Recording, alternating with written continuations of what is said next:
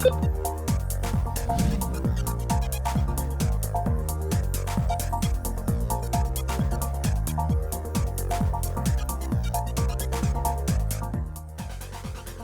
now, from the CFTK-TV studios, this is Open Connection with your host, Robert Pictou.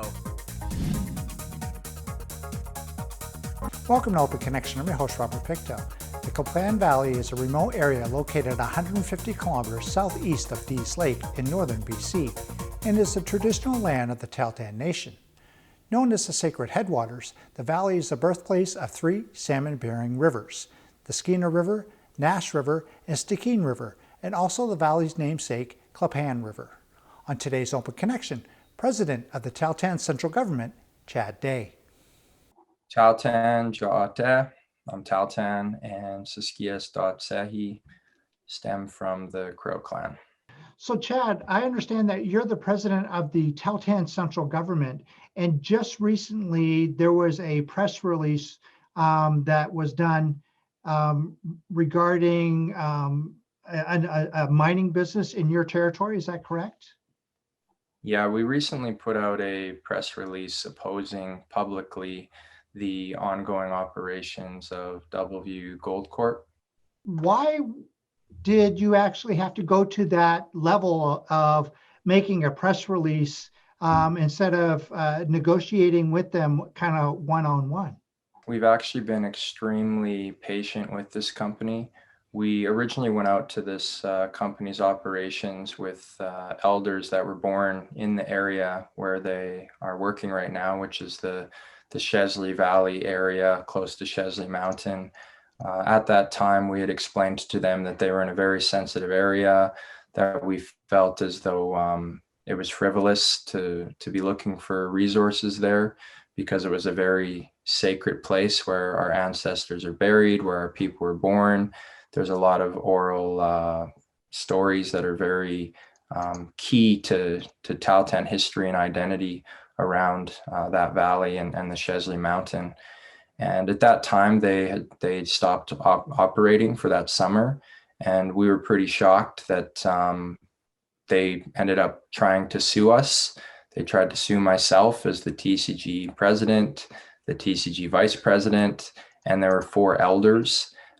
We didn't feel that we had done, anything wrong. We just went out there to explain these things to them. That case was dismissed back in 2016.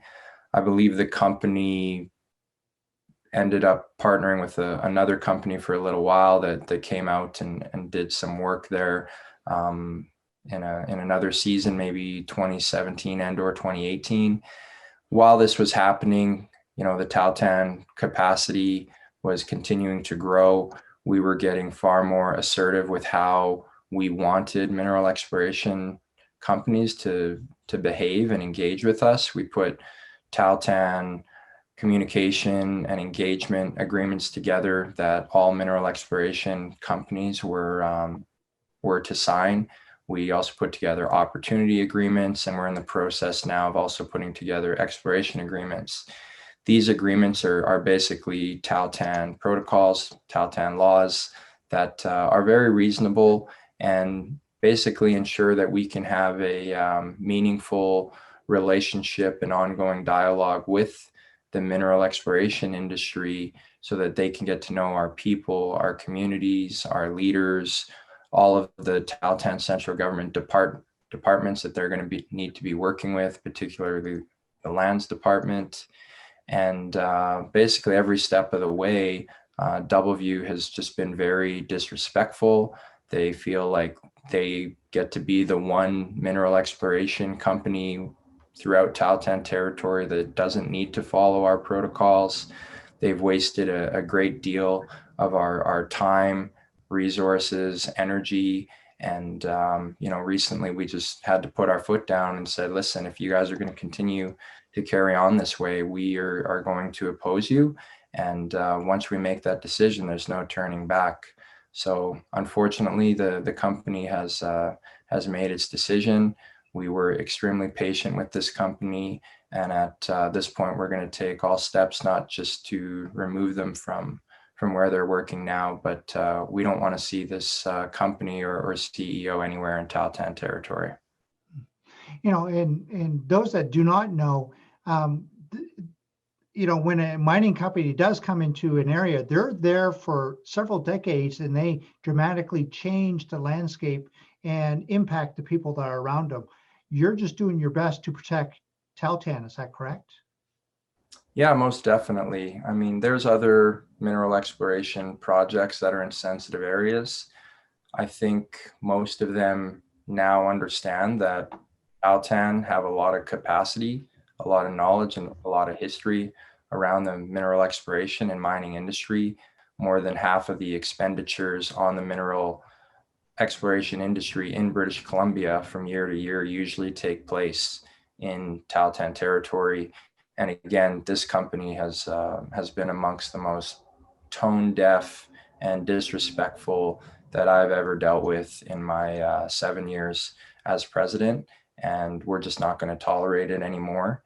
And, it's very important for us to put the rest of the mineral exploration and mining industry on notice as well, that, these kind of shenanigans are not going to be tolerated by anybody when they're in Tahltan territory.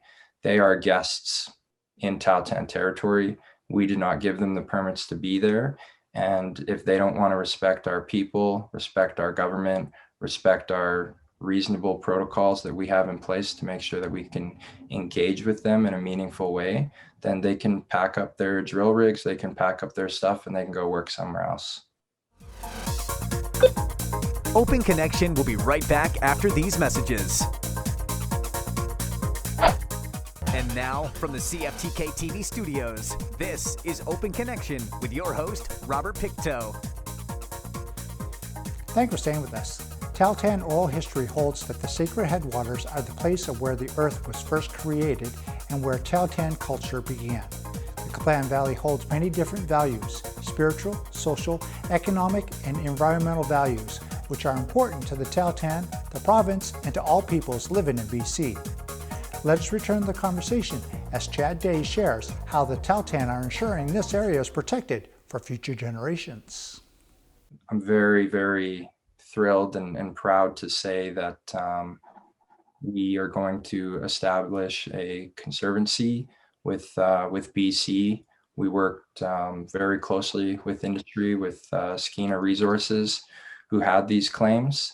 And basically, this is an area that's right in and around Mounted Zaidza and the Stikine River sacred headwaters. These are, amongst the most sacred resources culturally and otherwise in the Tahltan Nation in our history.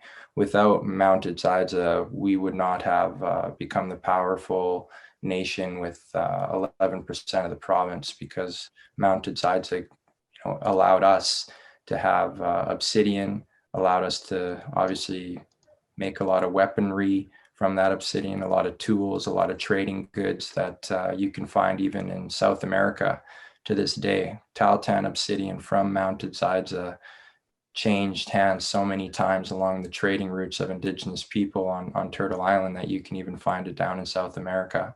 So very, very proud that we finally have that area permanently protected. And I know that, our Tahltan ancestors are smiling down on us in a big way. And it's an initiative that Skeena Resources in the province and the Tahltan Nation, led by the Tahltan central government, can take pride in forevermore.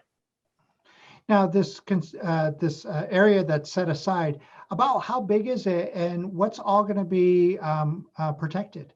It's surrounding, Mounted Zaidza. It's in that provincial park around Mounted Zaidza, and it was an area that was grandfathered in when the Zaidza provincial park was created.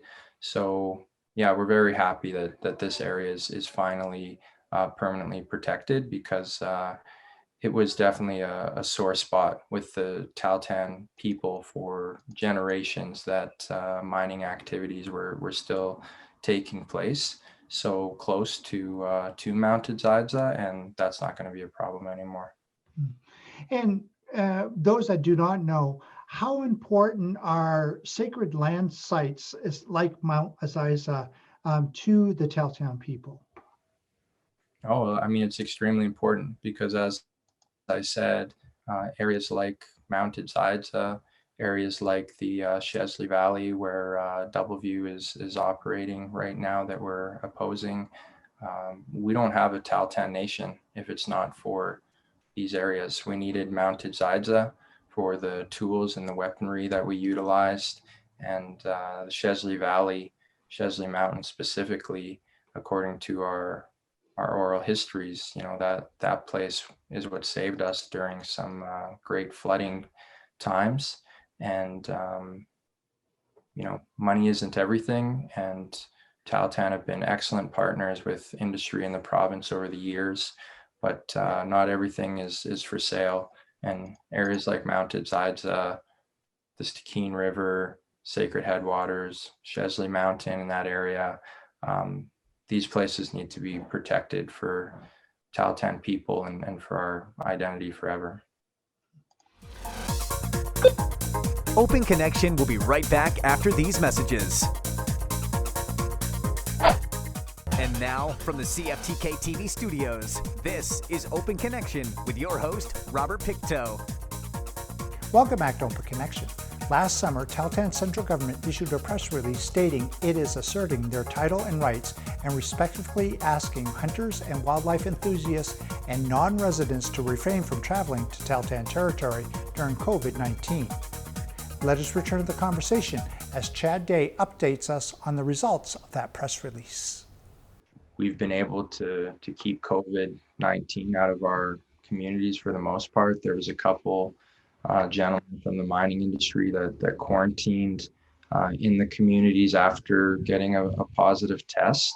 But I think that only happened, one or two times, and hats off to everybody on the ground that's been doing an amazing job there. But we worked with the province to make sure that everybody up at the Newcrest Red Chris mine is going to be vaccinated. And this is just a further step to make sure we're doing everything to keep our communities safe. We were probably the first Indigenous community and territory in the province that got our vaccination shots. I wasn't lucky enough to be one of those individuals, but my father, who's 70 years old, he was able to get both of his shots relatively quickly. So a lot of those elders are just thrilled that they don't have to have the same anxiety that they were living with prior to getting those shots. And, just very happy that people are safer, are feeling safer. And, we're very blessed that we've had some excellent industry partners, particularly Newcrest, with all the challenges that we faced together with the pandemic. There must have been a sense of relief go throughout the community when everyone received their vaccinations.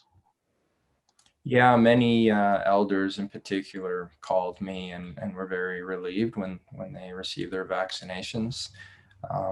Nowadays there's a lot of conspiracy theories, so not everybody got their vaccinations. So, I just pray that those people that chose not to get them remain safe one way or another. And just looking forward to the weather changing, getting more vitamin D. And I know that in the wintertime, a lot of people were cooped up in their homes and we couldn't be gathering together. But I think by getting outside and getting out on the land again here as we transition into spring is going to be really good for people's mental and physical health. So all of our communities, they're surrounded by historical village sites, and luckily for us, the obsidian doesn't disappear. So we've been able to prove our rights and title in many significant areas with the obsidian that's scattered throughout Tahltan territory. When you talk about the wildlife management, predator management, that's definitely another initiative where I feel like the Tahltan Nation is somewhat leading the way and helping this become a larger conversation amongst British Columbians. We have a lot of concerns around the poor wildlife management that's taken place throughout British Columbia for decades.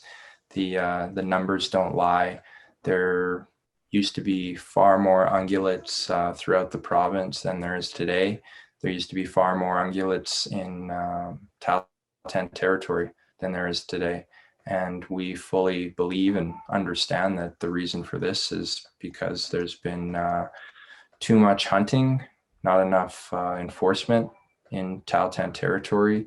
And another large problem is that we aren't managing the predators like we used to. When the NDP came in a few years ago and decided to ban the grizzly bear hunt, for example, that was extremely detrimental on ungulate populations. They've done studies in Alaska, which obviously borders British Columbia and Tahltan territory, and they've found, in some areas that grizzly bears can hunt up to, 40 moose and caribou calves a month. And this is just one bear. So it doesn't take a biologist with a PhD or a rocket scientist to understand that when you have an influx of grizzly bears and when you're no longer managing predator populations like grizzlies, black bears, wolves, that they're going to go to town on your ungulates. Tahltan people, since time immemorial, always managed predators because they understood that you had to offset, those predators for the amount of ungulates that you were going to take as human beings. And we did that, thousands of years ago when the populations of ungulates were far larger than they are today. So for us to see the province, banning the hunting of things like grizzly bears and continuing to open things up so that, iconic and very culturally important ungulates like stone sheep, mountain goat, caribou, moose, we need these things as Tahltan people to continue to be Tahltan. We aren't Tahltan if we don't have salmon, if we don't have moose, if we don't have caribou. So for us, this isn't just about protecting our hunter opportunity. This is about protecting our identity. This is about protecting who we are. And, I'm certainly going to be one of those very vocal Indigenous leaders. And I've been encouraging other Indigenous leaders across the province and quite frankly, across the country to step up and start taking things like predator management into your own hands if you need to, because if you don't, your children, your grandchildren, and future generations may not have the ability to hunt and fish and maintain their culture like we've been able to. Open Connection will be right back after these messages.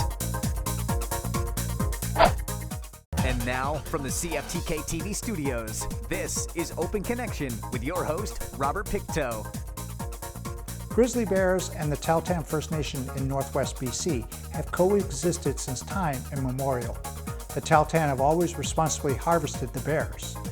In this final segment of Open Connection, Chad Day shares how hunting the apex predators also maintains balance in the ecosystem and ensures there are ample caribou, moose, and salmon to feed the community. If the province was open and honest about the numbers, I'm sure, because I've talked to the conservation officers, a lot of these conservation officers are shooting more and more problem bears every year. A lot of the people that are, out on the land, like the local Tahltan hunters, the guide outfitters, some of the guide outfitters are also Tahltan. And then just being a Tahltan in general that drives up and down, that highway into our territory a lot. We all know that there are less ungulates than ever, and there are more predators than ever because we see them. I made a trip up there with my son back in September, and between Ketwanga and Dease Lake, we saw almost 30 black bears, and I think we saw about 11 grizzlies. So, when I was a young kid driving up and down to Telegraph Creek from the city, I had never seen a grizzly for a lot of years, and now you see them constantly, and you see them with more cubs than you used to. So again, we don't need biologists and people with PhDs to come in and tell Tahltan people whether or not we're having a problem and an imbalance. We see that imbalance, and many of our people live with that imbalance every day, and we're not going to tolerate it anymore. If British Columbia wants to have a thriving mineral exploration and mining industry, which is worth billions of dollars, then they can funnel just a small percentage of that money back to make sure that we also have a world-class wildlife management industry. Because again, at the end of the day, if we don't have caribou on the ground, if we don't have moose on the ground, if we don't have salmon in the rivers, we're no longer Tahltan, and the price tag is just way too heavy. So British Columbia really needs to step up and do better for the Tahltan Nation, for British Columbia as a whole. With economic, I guess you say, economic independence, that you're able to, or your nation is able to go back to where it was before contact, because that seems to be where everything was kind of in balance. More wealth in our nation, it definitely gives us more power to build the things we want, build the infrastructure we want, build the initiatives that we want. So, for example, some of our own money is going into land use planning. We, have hundreds of thousands of dollars set aside for predator management initiatives. If we had no money and we were living in poverty, there's no way that we could do these things. And I know that, for a lot of Indigenous people, especially those that don't live amongst, their communities, it's easy to say no to absolutely everything. But at some point, you need to make a sacrifice to get your people back to being economically independent. And once you're economically independent, I think it's a lot easier to protect and rebuild and revitalize the things that you want to, versus trying to do that from a place of poverty.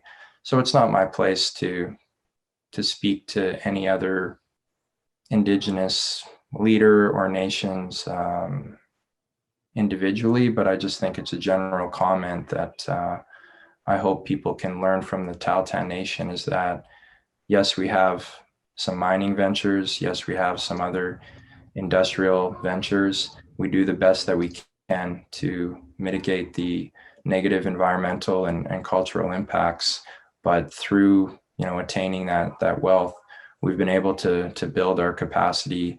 And by building your capacity and building your independence, you're able to make more decisions and be stronger than ever, because you have the funds to determine your own destiny. Thank you for joining us for this episode of Open Connection.